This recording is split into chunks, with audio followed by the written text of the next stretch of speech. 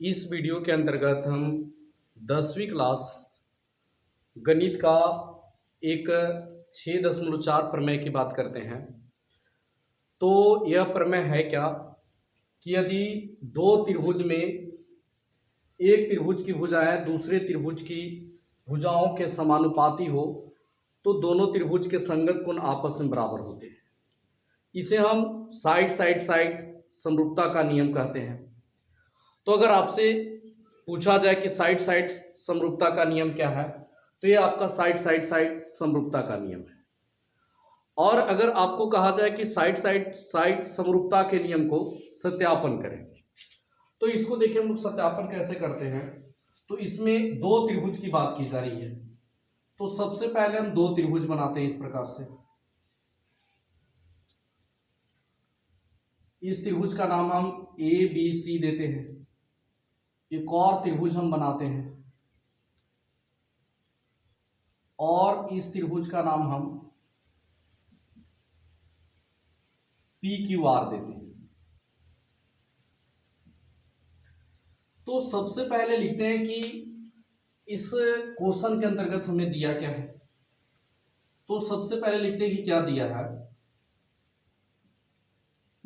तो दिया है कि ए बी सी तथा पी क्यू आर दो त्रिभुज हैं जिसमें क्या क्या दिया समझिए। कह रहा है कि दो भुजाओं समानुपाती हैं। तो जिसमें दोनों त्रिभुज की भुजा समानुपाती दिया है। तो भुजा देखिए ए बी जो है, ए बी के बटे में पी क्यू समानुपाती है, बराबर का साइन लगेगा। बी सी के बटे में क्यू आर बराबर ए सी के बटे में पी आर। तो ये दोनों त्रिभुज के जो संगत भुजा है वो समानुपाती है दिया। तो अब हमें इसमें सिद्ध जो करके लाना है, सिद्ध करना है कि दोनों त्रिभुज के संगत कोण आपस में बराबर है। संगत मतलब बगल गिरे दम। तो ए का संगत कोण पी है, तो ए का लिखेंगे कि पी के बराबर है। बी जो है वो क्यू के बराबर, सी जो है वो आर के बराबर है। इतना आपको आंसर ला देना, दिखाना है इसको। तो इस प्रकार से अगर पिछले भी 6.4 वाले प्रमेय में बताया गया कि इसमें आपको कंट्रैक्शन करने पड़ता है, रचना कीजिए। तो रचना आप क्या कीजिए कि भुजा पी क्यू और इस भुजा का नाम है पी आर। भुजा पी क्यू और पी आर पर क्रमशः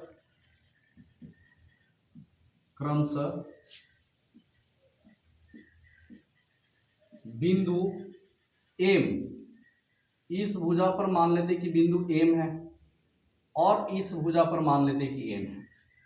बिंदु एम और एन इस प्रकार रखा कि तो भुजा PQ पर बिंदु को हम इस प्रकार रख रहे हैं कि AB के बराबर ही हो जाए, AB के बराबर हो जाए। और भुजा PR पर बिंदु N को हम इस प्रकार रख रहे हैं कि AC के ही बराबर हो जाए। रखा कि AB बराबर PM तथा AC बराबर PM। तो इतना हमने रचना किया। अब इसकी उत्पत्ति को अगर हम समझते हैं कि बनेगा कैसे, और फिर क्या करते हैं, बराबर है, बराबर तथा इसको मिला देते हैं, एम से एन को मिलाएं, एम से एन को मिलाएं। तो इसका रचना हो गया।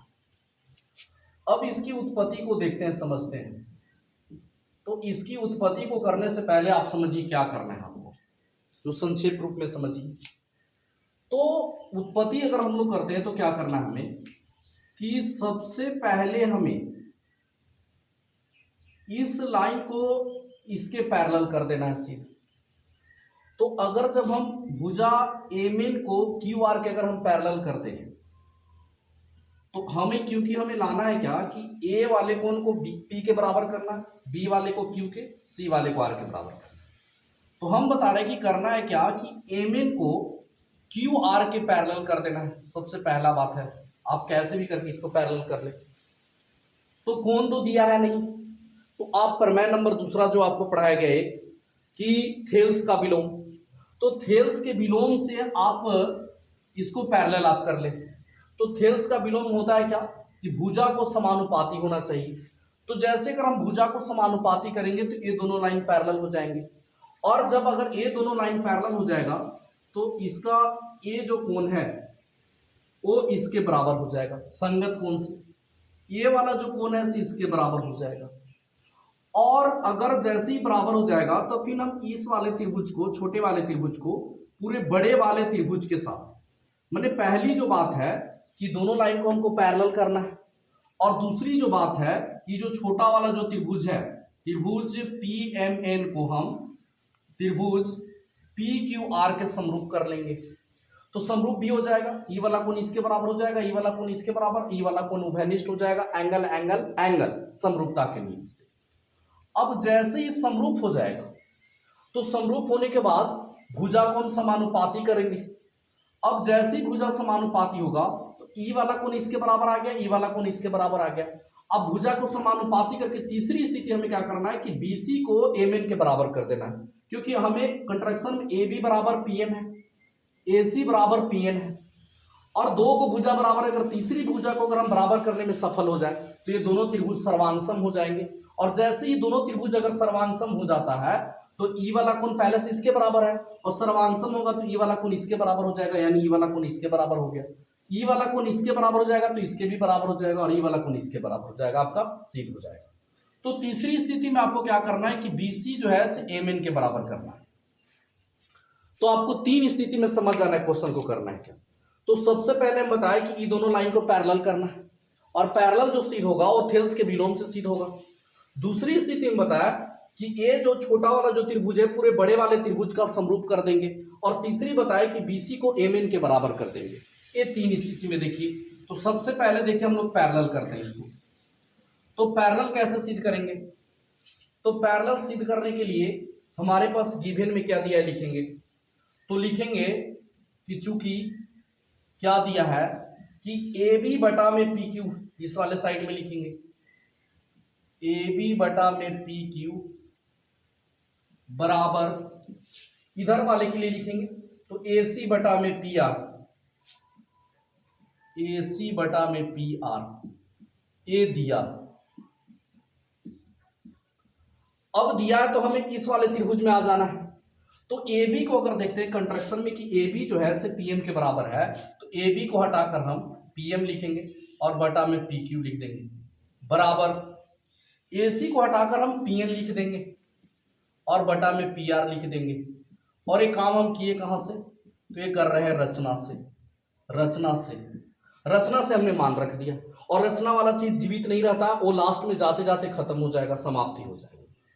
अब देखिए बता रहे थे कि इसको पैरेलल अगर करना है तो आपको आना क्या चाहिए कि पी एम बटा में एम क्यू बराबर क्या आना चाहिए, इधर पी एन बटा में एन आर आना चाहिए। आपके पास तो नहीं आया, पी एम आ गया, पी एन आ गया, ऊपर वाला आ गया, नीचे वाला नहीं आया। एम क्यू लाना है हमें, पूरा बड़ा वाला पी से क्यू तक है, पी से क्यू तक है, पूरा यहां से लेकर यहां तक एम क्यू लाना है। तो हम क्या कर देंगे कि पी क्यू में से अगर हम पी एम को घटाते हैं तो एम क्यू हमारा प्राप्त हो जाएगा, तो हम घटा देंगे। तो सबसे पहले जो आ गया उसको हमें सुरक्षित रखना, और सुरक्षित जो रहता है वो एलसीएम में हर में रहता है नीचे की ओर। तो इसको हर में रखने के लिए हम इसको व्युत्क्रम करते हैं, व्युत्क्रम करने पर तो सबसे पहले व्युत्क्रम करेंगे तो पी क्यू हो जाएगा ऊपर, पी क्यू बटा में पी एम बराबर पी आर बटा में पी एन हो गया। अब हम बता रहे थे कि क्या आपको लाना है, तो इस क्वेश्चन के अंतर्गत एम क्यू लाना है। तो इसे हम लाने के लिए घटा देंगे, एक घटा दे रहे दोनों तरफ, पी एन माइनस ए, पी एम इसका एलसीएम हो गया, पी क्यू कुछ ना तो बटा में 1 है, यहां से यहां चल जाएगा, पी एम बराबर पी एन एलसीएम हो जाएगा, P R minus P N हो गया। अब पी क्यू टोटल है, पी से क्यू मेरा पूरा है। अब पी क्यू में से अगर हम जब पी एम को घटाते हैं तो हमारा एम क्यू बचेगा, तो एम क्यू बच गया हमें, एम क्यू बटा में पी एम बराबर पी आर, तो पी से लेकर अगर हम आर तक घटाते हैं और इसमें पी एन को घटा दें तो पी आर में से कह रहा है कि पी एन को यहां से यहां घटा दे तो बच जाएगा छोटा वाला पार्ट, एन आर बच गया, एन आर बटा में पी एन हो गया। अब इसको हम व्युत्क्रम कर देते हैं, व्युत्क्रम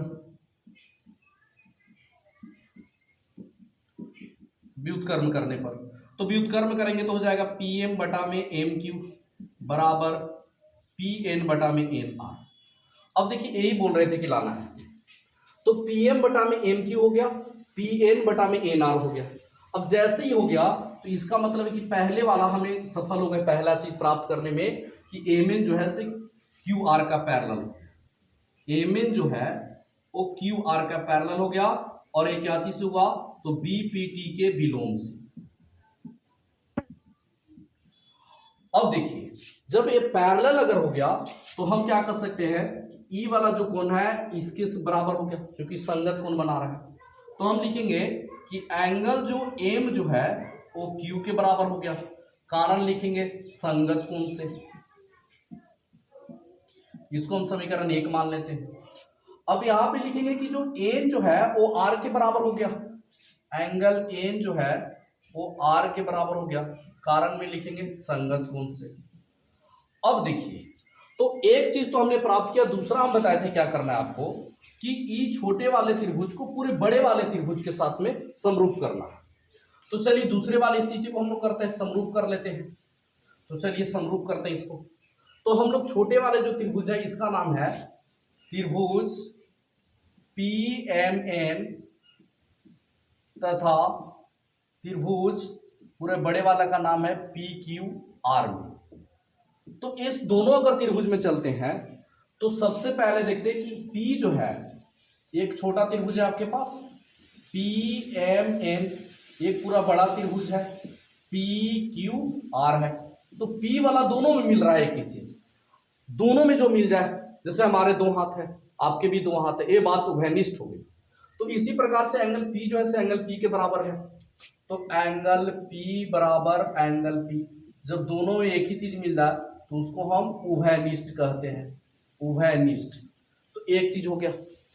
तो अब दूसरी बात देखते हैं कि m जो है वो q के बराबर है, m जो है q के बराबर है समीकरण 1 से, एंगल m बराबर एंगल q, इसको हम लिखेंगे समीकरण 1 से। दूसरा अगर हम देखें तो एंगल जो n जो है वो r के बराबर है, तो लिखेंगे कि एंगल n बराबर एंगल r, इसको हम लिखेंगे समीकरण 2 से। अब इस त्रिभुज के तीनों कोण इस त्रिभुज के तीनों कोण के बराबर हो गए, तो इसलिए आपका ये जो त्रिभुज है त्रिभुज पी एम एन समरूप त्रिभुज पी क्यू आर, और ये हो गया एंगल एंगल समरूपता के नियम से। अब ये दोनों त्रिभुज समरूप हो गए। अब जैसे ही त्रिभुज अगर समरूप हो जाते हैं तो उनके संगत भुजा समानुपाती होते हैं। तो अब इसके संगत भुजा को समानुपाती करेंगे तो पीएम के बटा में पीक्यू हो जाएगा। 2 चीज अब हम लोगों ने कर ली, तीसरा हमें क्या करना है कि इसको बराबर करना है।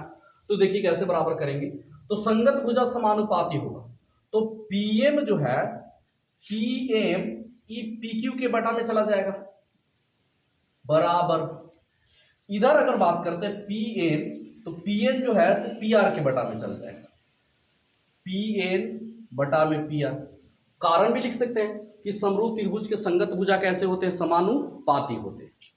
अब अगर हम यहाँ पे देखें तो पीएम जो है उसको हम रचना में खत्म करते हैं कि पीएम जो है ए बी के बराबर है, तो पीएम के जगह पे हम लिख देंगे ए बी बटा में पी क्यू बराबर पीएन, पीएन जो है वो ए सी के बराबर है, पी आर।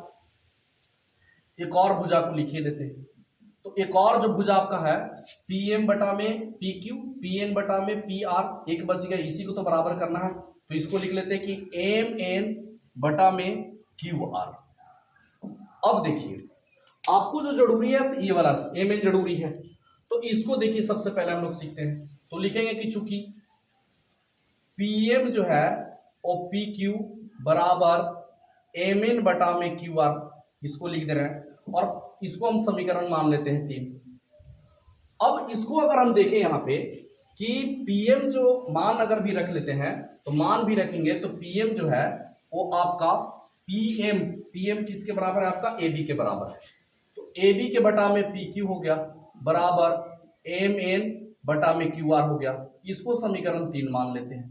अब गिवन में देखिए क्या दिया है आपको कि एबी बटा में जो पी क्यू है वो बीसी बटा में क्यू आर के बराबर है। तो यहां पे लिखेंगे कि ए बी बटा में जो पी क्यू है आपका वो बी सी बटा में क्यू आर के बराबर है। इसको हम समीकरण 4 मान लिए और ये कहां से लिखे तो ये आपका दिया है। तो समीकरण अब 3 और 4 के देखते हैं कि इसके एक पक्ष बराबर है, तो इसका मतलब है कि इसका दूसरा भी पक्ष बराबर होगा। तो देखिए समीकरण 3 और 4 से, समीकरण 3 और 4 से कि एम एन बटा में क्यू आर बराबर बीसी बटा में क्यू आर से क्यू आर आपका कट गया, एम एन बराबर बीसी हो गया। तो देखिए हम तीसरी बात बताए थे कि इसको बराबर इसको कर देना है। अब दोनों को तो हम बराबर कर लिए और बराबर करके इसको हम समीकरण 5 मान लेते हैं। अब क्या करना है कि जैसे ही बराबर हो गया इस वाले त्रिभुज को इसको सर्वांशम सिद्ध कर देंगे। तो चलेंगे त्रिभुज किसमें, त्रिभुज ए बी सी तथा छोटे वाले त्रिभुज पीएमएन में, पीएमएन में। अब अगर ये दोनों त्रिभुज में अगर चलते हैं तो लिखते हैं क्या क्या बराबर दिया है। तो ए बी जो है से पीएम के बराबर है, ए बी बराबर पीएम, और ये कहां से लिखे हम, रचना से दिया है। दूसरी बात करते हैं ए सी जो है से पीएन के बराबर है, ए सी बराबर पीएन, ए भी हम कहां से लिखे, रचना से। तीसरी भुजा देखते हैं, ये जो बीसी है वो कहां, बीसी जो है से एम एन के बराबर, एम एन के बराबर, और ए समीकरण 5 से लिखेंगे, समीकरण 5 से। तो इस प्रकार से इस त्रिभुज के 3 भुजा, इस त्रिभुज के 3 भुजा के बराबर हो गए, इसलिए ये दोनों जो त्रिभुज हो गए वो सर्वांगसम हो गए। तो इसलिए हम कहेंगे, इसलिए त्रिभुज कौन आपका है, ए बी सी सर्वांगसम त्रिभुज कौन, पीएमएन, पीएमएन। कारण लिखेंगे तो इसमें तीनों भुजा के बराबर है, तो साइड साइड साइड, और बराबर है तो समरूपता नहीं लिखाएगा, सर्वांगसमता, सर्वांगसमता के नियम से। अब त्रिभुज जैसे ही सर्वांगसम हो गया, तो सर्वांगसम हो गया तो इसके संगत भी कोण आपस में क्या हो जाएंगे, बराबर। तो बराबर कीजिए, तो ए वाला जो है से पी के बराबर हो जाएगा, एंगल ए बराबर एंगल पी। अब यहां पे लिखेंगे कि ए जो है से पी के बराबर है और पी जो है, पी एक कोण बराबर हो गए। दूसरा देखते हैं कि इसको अगर हम समीकरण मान लेते हैं 6 इस प्रकार से। दूसरा लिखते हैं कि एंगल बी जो है ओ एम के बराबर हो गया, और अगर कारण भी पूछा जाए तो सीपीसीटी से इसको लिख दे रहे हैं, सीपीसीटी से, क्योंकि जब दो त्रिभुज अगर सर्वांगसम होते हैं तो उसके संगत भुजा बराबर होते हैं और संगत कोण भी बराबर होते हैं। अब b जो है से m के बराबर हो गया, और m पहले से यहां पे दिया समीकरण 1 में कि q के बराबर हो गया, तो यहां पे लिख देंगे कि एंगल b बराबर एंगल q, और इसको भी कारण लिखेंगे, सीपीसीटी से ही हो गया। अब m के जगह पे हमने q रख दिया, कहां से रखे, तो समीकरण 1 से, समीकरण 1 से। अब दो चीज, अगर इसको भी समीकरण मान लेते हैं, इसको समीकरण हम 7 मान लेते हैं, 6 7। अब देखते हैं कि c जो है n के बराबर हो गया, एंगल c बराबर एंगल n, कारण लिखेंगे सीपीसीटी से। तो एंगल सी एन जो है वो r के बराबर है, तो c के n के जगह पे r लिखते हैं, इसका मान लिखेंगे कि समीकरण 2 से।